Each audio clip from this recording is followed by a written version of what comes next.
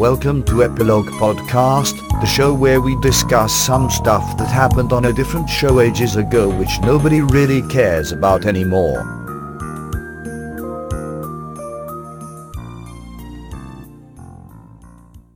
Hi, I'm Portponky. And I'm LeBloc. Today we're discussing Deep Space Nine, Season 1, Episode 10, Move Along Home.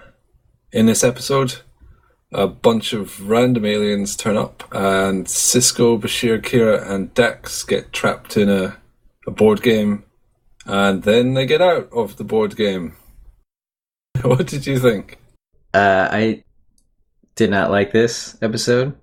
Not as bad as Q-less, and at least they were trying something, and Q-less was all about reminding us that Picard exists. This was trying something different, but it didn't work for me. I would agree. I felt that almost nothing in this episode was good, apart from the idea, which I actually think is a really good idea, and Quark and Odo were reasonably entertaining. Other than that, I just felt it was scene after scene that fell completely flat. Yeah, I kept checking the timestamp, hoping it would be over soon on this episode. It was just tedious to watch the whole way through. Yep. All right. Well, I think that's a and we're done here. Okay. We could just spend the next 10 minutes ripping everything about it to shreds. Sure, I'll do that. Let's start off with so tortured analogies seem to be a theme for us. Sisko starts off saying first contacts are like the first dates. Oh, good God, yes. So can we assume this is how he would act on a first date? He would just abandon the date once she shows interest. Yes. He was about to have a very awkward conversation with Jake, and then Kira signaled... What's the word for when they do the communicator thing? Boppity boop. She boppity booped Sisko, and therefore saved Jake from an incredibly awkward conversation. So straight out the gate, Kira was already saving people. As you've mentioned, I think off the mic, that if you want to solve a problem, just throw Kira at it. Yeah. And this episode is actually probably the first example where that didn't work, and you could see it in her face. She just looked annoyed that she was in this episode. Yeah, she's the only one who has any kind of reaction that they're trapped in this unfamiliar place. Everyone else seems to think, oh, whatever, we'll just explore. This is fine. While she has a minor panic attack, which is reasonable. She was just transported to some unknown place. That shouldn't just be something you casually deal with. Or you just don't casually transport people. That would be kidnapping. We know Kira doesn't stand for that. No, she's vehemently against kidnapping. So I thought that episode was going to start without Bashir being a complete moron before the opening. But sadly, he turned up before the opening and then made a mess of himself. And again, he is the person selected for some bad thing to happen. And again, I don't care, I don't have any sympathy. He was absolutely useless this entire episode. He was screaming his head off. The only thing he got was drinking the champagne stuff, which makes no sense anyway. And then Sisko, later on, he says, oh, watch out, that thing's coming. The three of them duck, and Bashir's just like hugging the door. And then he just disappeared from the rest of the episode. And once again, no one seemed to really visibly care that Bashir had been destroyed, apparently. Yeah, they moved past that really quickly. They're secretly just hoping that this time he won't come back. I had an idea for an episode, and I'm going to share it because that means I don't have to talk about this episode. Yeah, that sounds good. I mean, I would like to discuss how this episode could have been. Oh yeah, I want to get into that. Oh, you go first with your stuff. So, I haven't worked out the details. This is a very loose premise, but I would want Bashir to be kidnapped and by really incompetent henchmen where he would have plenty of opportunities to call someone or escape, but then he bungles all of them. And then he's gone the entire episode. And then something else is happening on Deep Space Nine. I haven't figured that part out. And then when he eventually returns to Deep Space Nine, it's as a result of some byproduct of the action that the crew on Deep Space Nine took. So maybe they launch something from the station and then it dislodges something and then he's able to escape. So he's kidnapped and then he's freed through no ingenuity of his own. And then when he returns, he says something like, "You guys will never guess where I've been or what's happened to me." And then everyone just looks at him dumbfounded. And then O'Brien continues talking whatever he was talking about. And then that's the end of the episode. That would be satisfying. Bashir improves. I know it's spoilerish to say that, but so much stuff happens later on. It's a season 1 issue that he's a complete idiot. That's reassuring to hear. I'm glad to hear. It seems at this point the writers don't even know what to do with him. They just keep making him a vermin.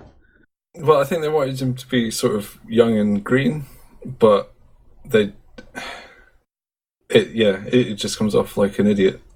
But not like a laughable, like, oh, you've messed up because you're not a hardened, like, experienced space person like Kira.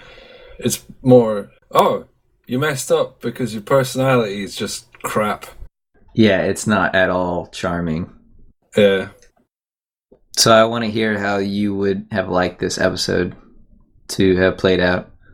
Well, yeah, I think the idea is a perfectly good idea. Have you seen the film Cube? Yes, that's exactly what I was thinking about while watching this. Oh, this is an awful version of Cube. Yeah, Cube is... Oh, I thought it was excellent. I really enjoyed that movie. And it seemed like they were trying to do the same thing. I don't know if... Yeah, it must have been released before this.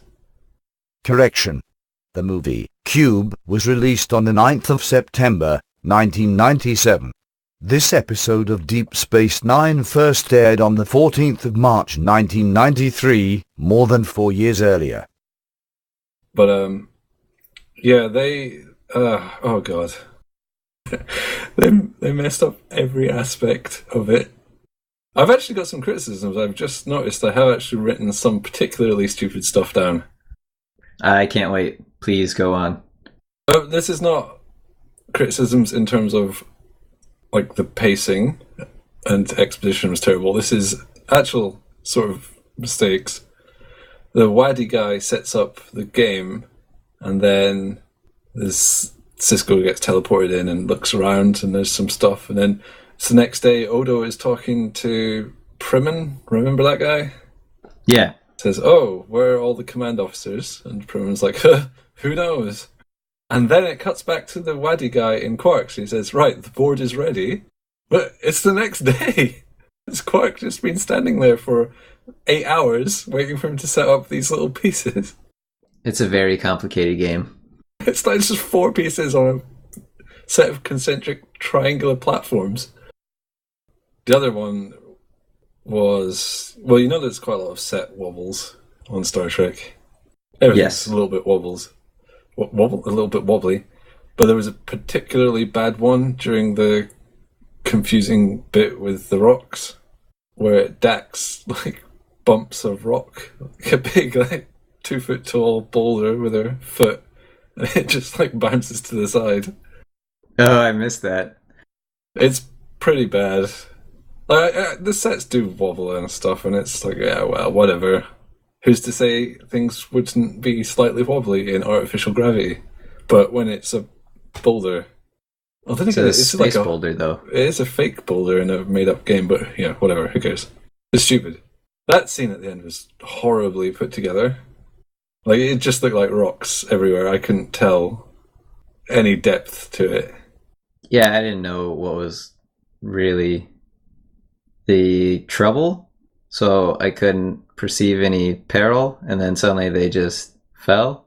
So Dax hurt her leg, and then I think she was saying that they should jump over a gap, presumably to get to the door bit, but that's completely not clear because there's no panning shots or anything, so it just looks like a rock texture in every direction. Yeah. And then instead of jumping, they go off along a ledge or something, and then it looks like they're going to fall off, and then they're okay, and then they fall off, which was a sort of twist, action scene twist. But it doesn't work if you don't know what the geometry of the area is or what they're trying to do. Right. It just comes off as a random fall. Yeah, the screen might as well have faded to black and come up with a text. 45 seconds later, they all fell in a hole. That would have been more effective. Okay, so I've said it. I think the idea is good, but the implementation was on every level a failure. Yes. So what would I change? Well, first of all, the Wadi are just terrible. There's a problem with the aliens in sci-fi being homogenous, as in the Ferengi in Star Trek are pretty homogenous. Every Ferengi is kind of the same. They all just like to trade and buy and sell and stuff, commerce, etc. Greed, but there's no like Ferengi that are just artists or bums or whatever. You know, how can the whole planet just be full of business people? It doesn't make any sense.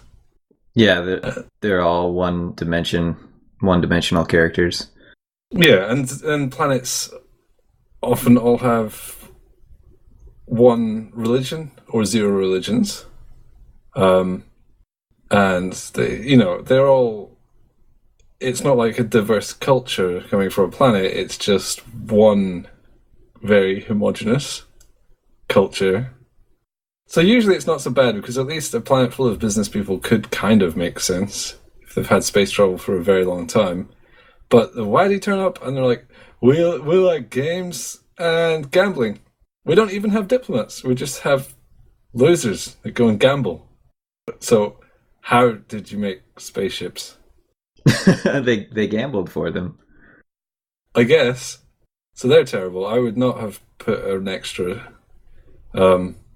single-serving alien species in just for this. There could have been any other number of plot devices which would cause them to be stuck in a game. Yeah, what a waste of a new species just to have them obsessed with gambling. Yeah, they don't show up ever again. That's their defining characteristic. They weren't even good at that either. They'd like to bang sticks together, and if you watch them in the background during this episode, you can see them frantically swapping sticks with each other for no apparent reason. But anyway, enough about them. They were terrible. The game held no weight because it was unexplained and made no sense. How was what the crew were doing tied to what was on the board? There's no idea. Yeah. There's no presentation. That was so awful. Quark seemed to have almost no input, so whilst he did make it quite fun when he was like pleading about stuff and saying some good lines, trust the gambler, Odo, and all that, at the end of it, it didn't really make a difference. Yeah, he's not seemingly not impacting what's going on, and then what they're doing doesn't have any application, and then the rules are deliberately confusing what little rules we actually hear, and then all of that just leaves us completely tensionless, and so it's a bore to watch. Plus, the actual game inside the game is not like a game is.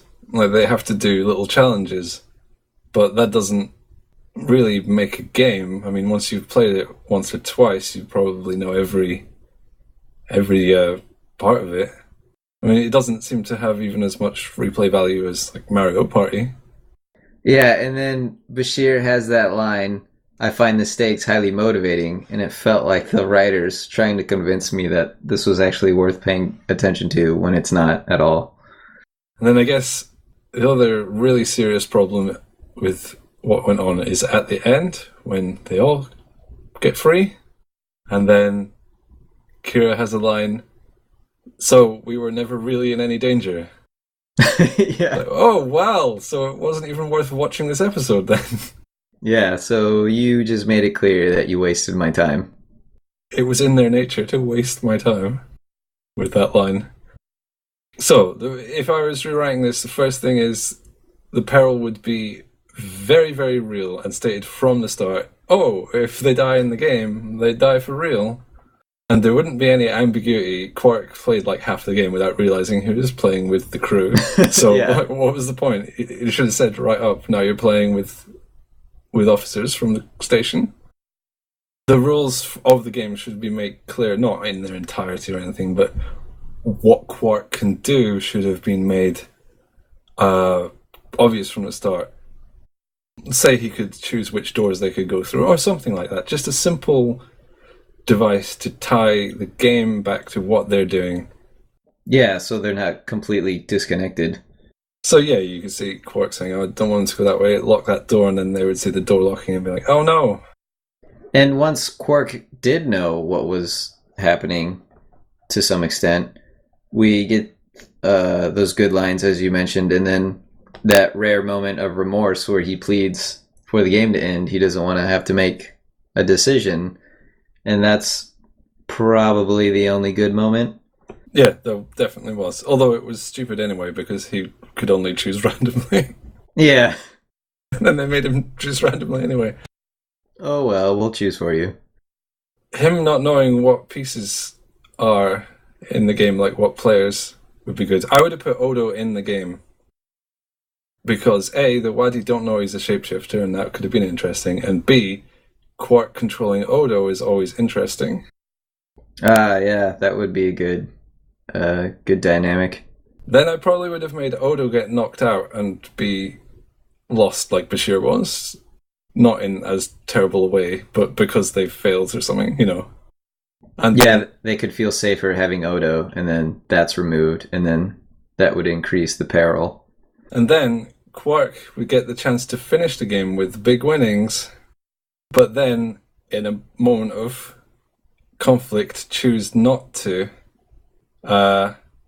end the game there, but get the players to continue and win Odo back and then escape, which would be much harder, but because Quark is a good gamer, he could manage it. And then at the end, I'd probably have something where they say, "Oh, you came back to save Odo," and he was like, "Well, I didn't know it was Odo. I thought it was Dax I was saving." But you think, well, maybe he did know it was Odo. Oh, I want to watch your version of this, of Move Along Home. That's really good. The one I thought of that on the bus on the way home. That was literally 10 minutes thought. So all I can think is the writers and the people making it. I'm sure they put a lot of effort into it, and these things don't always turn out the way the original vision is, but I don't know. And of course, Quark would lose all his winnings by risking it too much. So he would come out penniless, and with Odo back and questioning his own motivations. Yeah, with your version, we actually get some character development. Like I said, I think the idea is good, but just, oh god. It's wasted. None of the puzzles were difficult.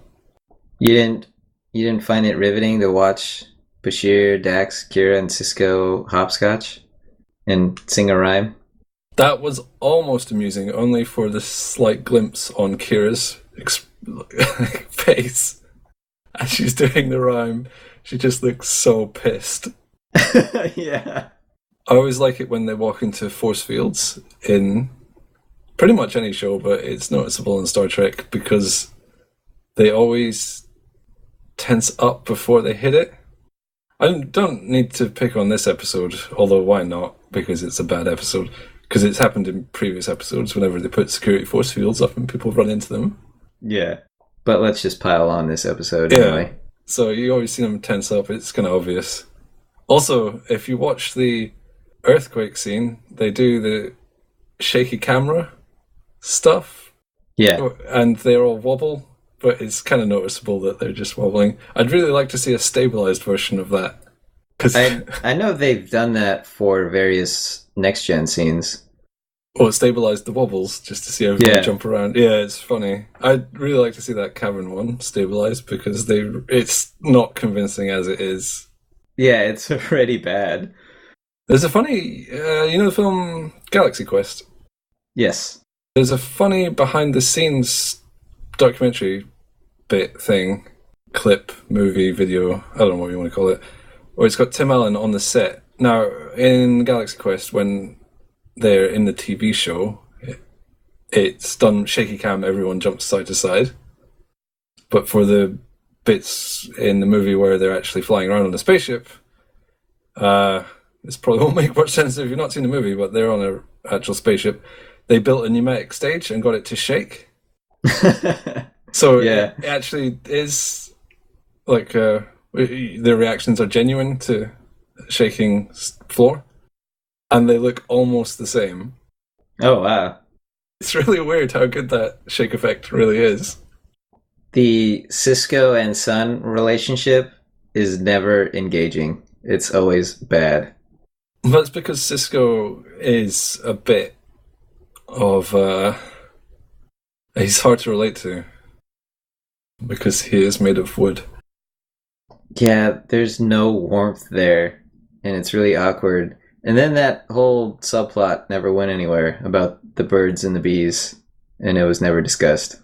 So he'll be confused forever by Nog's framing of things. Yeah. Well, let's just hope that the Ferengi have a healthy attitude towards women. That doesn't seem likely. There's a really awkward bit where Jake is on screen. No, wait. There's a specific one, though. When Odo says, "Oh, what, you were looking at the girls coming off the ship?" And Jake's like, "Oh, God." What teenager wouldn't be like, "No, it wasn't. Yeah. You don't know me. I don't want to even find my dad anymore." Just storm out of the room. Teenagers are not that sort of charmingly open about their sort of coming of age. Things change when you're on a space station. Did you just call it space shit? I keep wanting to say space ship, and then my brain fumbled, and I possibly did say that. This episode was a bit of a space shit. Sure. I can't think of anything else to say. Can you? One man's priceless is another man's worthless. But this episode is pretty worthless. Which is interesting because it was, I think, the highest budget episode of season 1. Other than the because pilot. of all the sets for the game rooms. The game room sets and the Wadi ship sets and new aliens and the cavern bit at the end. What a waste. Yeah, well, so you picked a good quote, and it's unsurprising that you picked a line from Quark, as he was the only one with good lines. Yeah, I had slim pickings for this one. I wrote down a line that I thought was quite good, where Quark says to the Wadi guys, "Do you have sex on your world?" It's a fair question. Yeah, because maybe they don't. Maybe they just mind meld. That's kind of what sex is, but with the genitals. Okay, well, yes. Let's end on that note. Yes, let's. Alright, toodle pip. Boppy doo boop. I'm out. Before we go, can I just point out that the endless use of tricorders on every wall, door and surface by the crew was really tired and frustrating. Get over it, guys, those things are no more useful than a Game Boy Advance SP. Have a good day.